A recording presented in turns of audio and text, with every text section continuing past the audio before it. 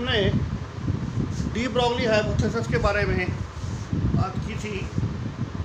De Broglie के अनुसार द्रव्य कणों के साथ एक द्रव्य तरंग हमेशा उपस्थित रहती है और उस द्रव्य तरंग का वेग संवेग से उसके तरंग दैर्घ्य को ज्ञात किया था।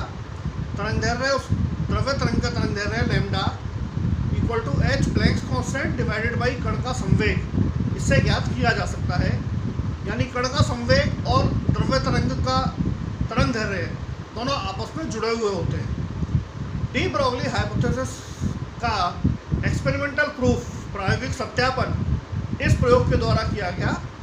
डेविसन जर्मर एक्सपेरिमेंट, दो साइंटिस्ट के नाम पर इसका नाम है, Davisson and Germer. Davisson Germer experiment में किसी क्रिस्टल से इलेक्ट्रॉन बीम का विवर्तन करवाया गया। तो जब हम इलेक्ट्रॉनों को तरंग की तरह से लेते हैं तो हम उसे कहते हैं इलेक्ट्रॉन का विवर्तन करवाया गया, और जब हम इलेक्ट्रॉन को कण की तरह से लेते हैं तो हम कहते हैं इलेक्ट्रॉन का प्रकीर्णन करवाया गया। इन दोनों से तरंग दैर्घ्य निकाली और इसके परिणाम जिस तरह से आए, लगभग दोनों तरंग दैर्घ्य एक जैसी होती हैं। तो इस प्रयोग से यह साबित हुआ कि डी ब्रॉगली परिकल्पना सही है। डी ब्रॉगली परिकल्पना के अनुसार चाहे हम इलेक्ट्रॉन को कण की तरह से प्रदर्शित करें, चाहे हम इलेक्ट्रॉन को तरंग की तरह से प्रदर्शित करें, दोनों स्थितियों में तरंग दैर्घ्य लगभग बराबर प्राप्त होती है। डेविसन जर्मर एक्सपेरिमेंट का ये एक्सपेरिमेंटल अरेंजमेंट आप देख रहे हैं। डेविसन जर्मर एक्सपेरिमेंट में ये इलेक्ट्रॉन बीम है, जहाँ पर तापीय उत्सर्जन से हम इलेक्ट्रॉन को ज्ञात करते हैं। ये इलेक्ट्रॉन बीम यहाँ पर एक वोल्टेज लगाया जाता है, पॉजिटिव पोटेंशियल, जिसे इलेक्ट्रॉन बीम त्वरित होती है और इलेक्ट्रॉन कण एक किरण के रूप में प्रवाहित होते हैं। ये किरण आगे जाकर एक निकल टारगेट पर हिट करती है और इस निकल टारगेट से इलेक्ट्रॉनों का विवर्तन होता है, अगर हम तरंग कहें तो, और इसी निकल टारगेट से इलेक्ट्रॉनों का प्रकीर्णन होता है, स्कैटरिंग होती है, अगर हम इलेक्ट्रॉनों को कण कहें तो।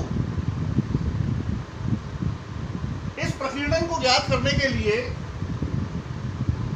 यहाँ पर एक आयनाइजेशन चैम्बर, आयनन प्रकोष्ठ रखा गया, जो कि मूवेबल है।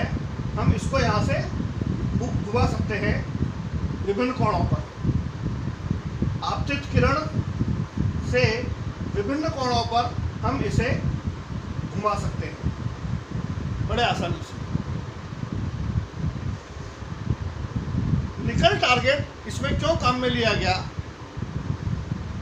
क्योंकि विवर्तन की हमारे पास एक आवश्यक शर्त है कि विवर्तन उन्हीं स्थितियों में देखने को मिलेगा जब अवरोध का आकार आपतित तरंग दैर्घ्यों की कोटि का होगा।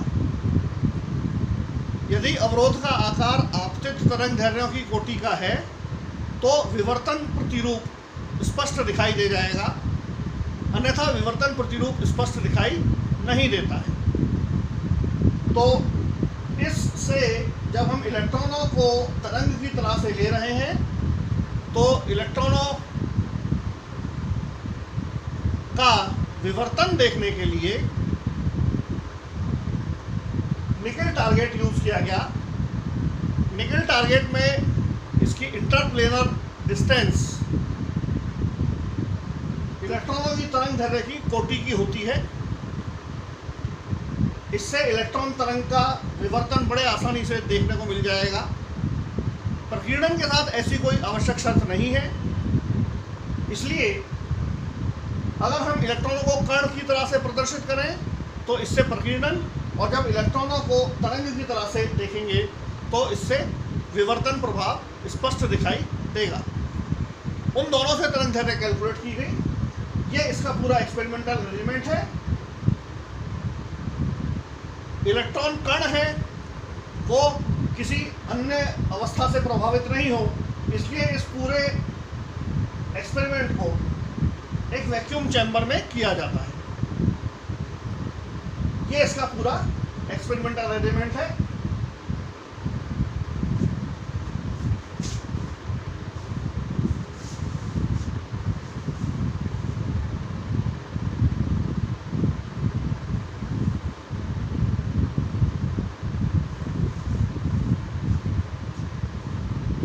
ये जो एक्सपेरिमेंट हो रहा है उसका थ्योरेटिकल डिस्कशन, देखिए निकल क्रिस्टल हम ये पहले फोटो इलेक्ट्रिक इफेक्ट में देख चुके हैं कि फोटो इलेक्ट्रिक इफेक्ट पर अगर सोडियम मेटल पर लाइट इंसिडेंट करें तो वो इलेक्ट्रॉन को बाहर निकालना शुरू हो जाती है। और प्रकाश विद्युत प्रभाव की जो सबसे बड़ी विशेषता है कि हमें एक न्यूनतम तरंग दैर्घ्य, न्यूनतम आवृत्ति चाहिए, उसके बाद ही मेटल से इलेक्ट्रॉन निकलते हैं। अगर हम उससे कम आवृत्ति लगाएं और तीव्रता बढ़ाते जाएं तो मेटल से इलेक्ट्रॉन नहीं निकलेंगे। कार्यफलन के बराबर हमारे को आवृत्ति आवश्यक है।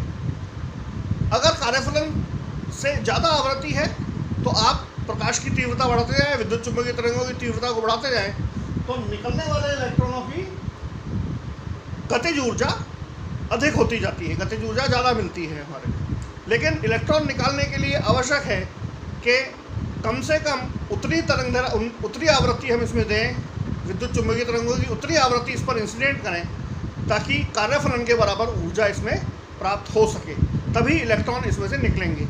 तो एक्सपेरिमेंट में जब हम एक्सपेरिमेंट को एनालाइज करते हैं तो ये निकल क्रिस्टल से जो हमारे पास इंसिडेंट इलेक्ट्रॉन बीम है वो ये है। और ये हमने मूवेबल अवस्था में जो आयनाइजेशन चैम्बर रखा था, आयनन प्रकोष्ठ जो कि कोणीय अवस्था में घूम सकता है, उसे रखा था। हम इलेक्ट्रॉन की बीम को अलग अलग विभव से त्वरित करते हैं और विवर्तन का केंद्रीय उच्चिष्ट प्राप्त करने की कोशिश करते हैं। तो इसमें हमें यहाँ से 50 डिग्री पर, 50 डिग्री एंगल पर हमें ये मैक्सिमा मिलता है।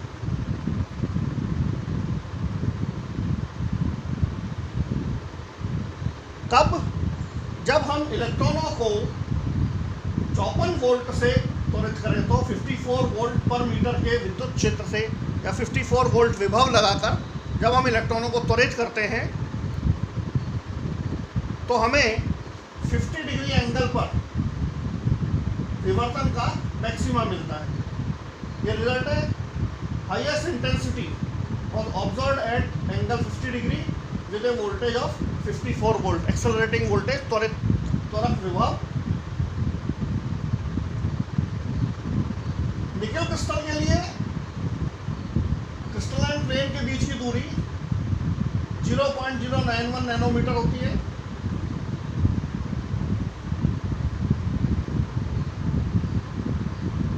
तो हमें इस पर ऐसी तरंगें आपतित करनी पड़ेंगी जिनका तरंग दैर्घ्य किसी कोटि का हो, यानी 1 नैनोमीटर, 2 नैनोमीटर, लगभग इसी ऑर्डर का, तभी हमें विवर्तन देखने को मिलेगा।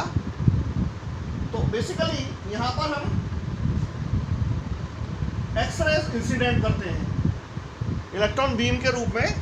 एक्सरेज जिनके बारे में आप जानते हैं, एक्सरेज या गामा रेज जिनके बारे में आप जानते हैं कि एक्सरेज की तरंग दैर्घ्य 1 और 2 नैनोमीटर, 1 और 2 एंगस्ट्रम कोटि की होती है। हमें इससे विवर्तन की जो शर्त है वो पूरी हो गई और इससे बहुत अच्छी तरह से हमें विवर्तन देखने को मिलता है। रिजल्ट्स कैलकुलेट करें जब हम इलेक्ट्रॉन को कण की तरह से लेते हैं तो हम उसकी गतिज ऊर्जा लिख सकते हैं काइनेटिक एनर्जी 12 mv²। और इलेक्ट्रॉन के लिए क्योंकि जूल बहुत बड़ी राशि है गतिज ऊर्जा के मापन के लिए, तो उसके लिए एक अलग राशि इकाई बना रखी है, इलेक्ट्रॉन वोल्ट। इसमें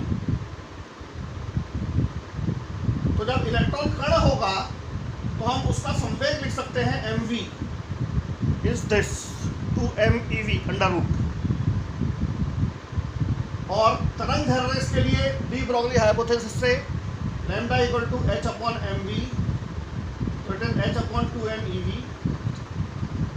h का मान लिखें 6.64 इंटू 10⁻34 जूल सेकेंड। इलेक्ट्रॉन का द्रव्यमान 1.6 इंटू 10⁻19 कूलम। इलेक्ट्रॉन का आवेश 1.6 इंटू 10⁻19 कूलम और इलेक्ट्रॉन का द्रव्यमान 9.1 इंटू 10⁻31 किलोग्राम। ये सारी वैल्यूज इसमें रखने के बाद हमारे पास इलेक्ट्रॉन के लिए ये तरंग दैर्ध्य इस तरह से प्राप्त होती है। It is 12.27 divided by under root v angstrom.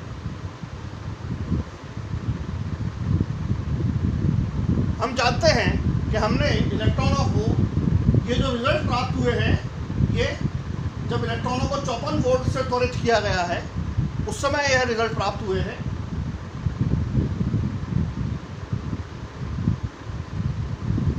तो V 54 वोल्ट और इसमें जब हम यहाँ पर 54 वोल्ट विभव रखते हैं तो तरंग दैर्ध्य हमारे पास आती है लगभग 1.67 एंगस्ट्रॉम, 1.67 नैनोमीटर। ऑर्डर आप देख लें, ये 0.091, ये 1.61।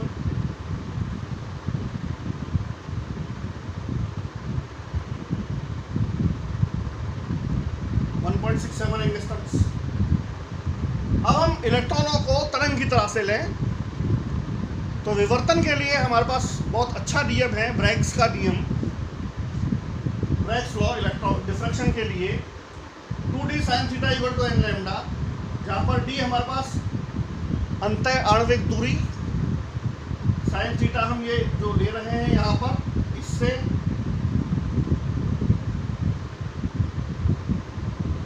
देखिए यहाँ जो थीटा है ये हमारे पास इसका इंक्लिनेशन एंगल नहीं है, आपतन कोण नहीं है, ये हमारे पास पृष्ठ से कोण है इसका। तो अगर ये एंगल थीटा है तो पृष्ठ से हमारे पास ये आ जाएगा 90 माइनस थीटा बाई 2। सो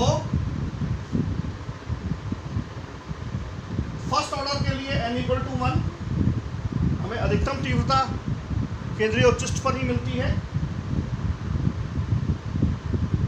इसकी इंटरप्लेनर डिस्टेंस 0.91 एंगस्ट्रॉम और कोण है 550 डिग्री। ये वाला थीटा जो हमारे पास आ रहा है, तो यहाँ से हम इसे चेंज करें तो ये एंगल ब्रैग्स एंगल इसके लिए हो जाएगा 90 माइनस 50 बाई 2, तो इट इज 65 डिग्री। अब सारी वैल्यूज आप इसमें रख दें ब्रैग्स लॉ में, n equal to 1, so it is lambda 2 interplanar distance 0.91 sine 65। इसको जब हम सॉल्व करते हैं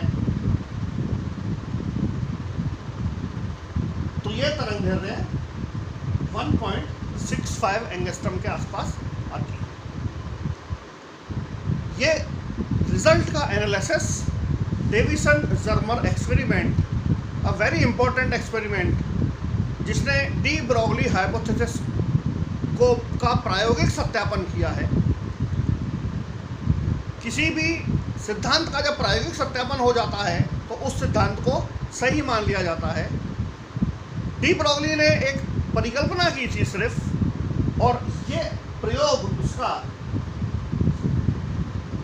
प्रायोगिक सत्यापन है, जिसमें हम जब इलेक्ट्रॉन को कण की तरह से लेते हैं तो उसकी तरंग दैर्ध्य आती है 1.67 एंगस्ट्रॉम,